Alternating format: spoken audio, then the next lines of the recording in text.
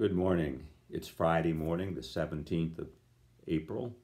Again, we are about a month into the quarantine, the shelter in place, the physical but not social distancing, and in some ways it's getting more difficult. People are going stir crazy. Some are having more financial difficulties. Certainly it's harder to feel that connection.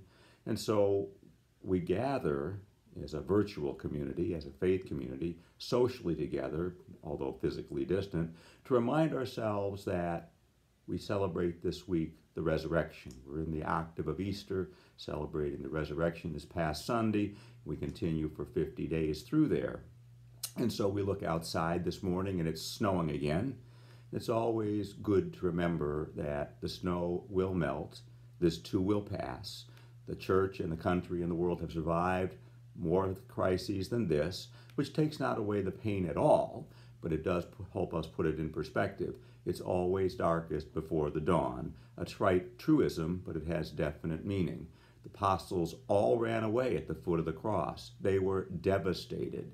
God had died on the cross, and they didn't know what was going to happen. It was after that that we got the resurrection. Only after the death, only after the suffering of Christ, who took on our suffering, understands exactly what we're going through, that he rose to give us the promise of eternal life, to give us the promise that he'll always be with us, to send his Holy Spirit to be within us, to remind us that what is most important is our relationships with God, with one another. Yes, outer circumstances for many of us are dark and some worse than others, but if we have love, if we have family, if we have friends, if we hang on to the relationship of God's love, we will indeed get better. The snow will melt. And we are needing that courage and that faith. It's what the theologians call remote preparation, to remember all those things and develop those good habits over time so that when crisis does hit us, we don't lose our faith, that we automatically turn to God and to turn to one another, and that we reach out to help others.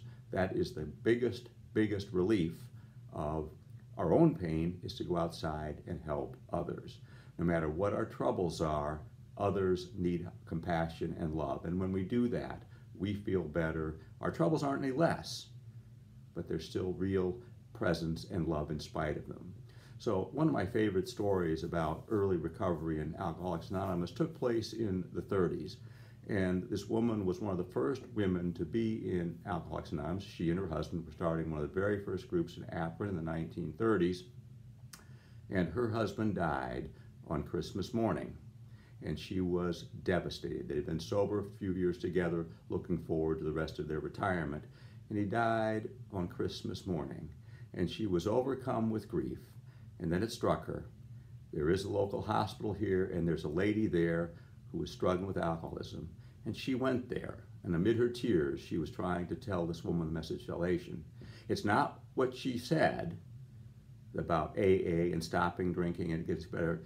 The woman said, the fact that you could come here the very day your husband died, the very day you're in your own grief, and try to share your hope, that's what got me sober and gave me courage to go on.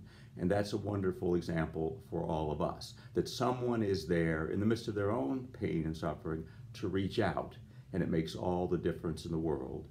And it's especially important to remember now because we're hearing that the extension may last past April 30th. It's going into May, and in some cases the end of May in some states, and that the schools may not reopen at all this term, which would be obviously the early June.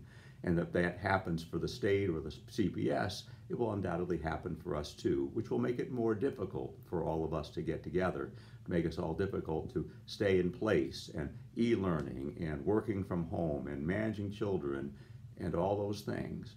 So we need to look at this faith of Easter, this resurrected tomb that helps us to get along, to have courage, to have faith, and to simply do the dullest routines. Most about the faith life is not heroic. Most of faith life is living through the drudgery of the day, getting through one day at a time. That's our motto in AA. It's really the motto of the church as well, although you don't hear it in those words, is to sit in the moment, stay in the moment. God is now. God is present in every moment of our lives, in all of our daily activities, if we have but the eyes of faith to see him in our relationships with one another, in the circumstances that we're in, to bring that message of hope to others and allow them to bring it to us. It's a wonderful, wonderful time of the year in spite of the difficulties, in spite of all of our own pain and suffering, in spite of all that we face. If we stay in the tunnel vision and focus on ourselves, it will certainly get worse. But if we see the blessings that we have had and reach out to help others and make life better for those around us, our troubles don't disappear, but they fade from our consciousness, at least the forefront, and allow us to feel more connected to one another, more connected to God, and certainly brighter about our future. So God bless you. I'll be preaching again on the second Sunday of Easter this weekend. Please read the scriptures beforehand and pay attention for the homily that should go out sometime tomorrow night or perhaps first thing Sunday morning. God bless you all and have a blessed weekend.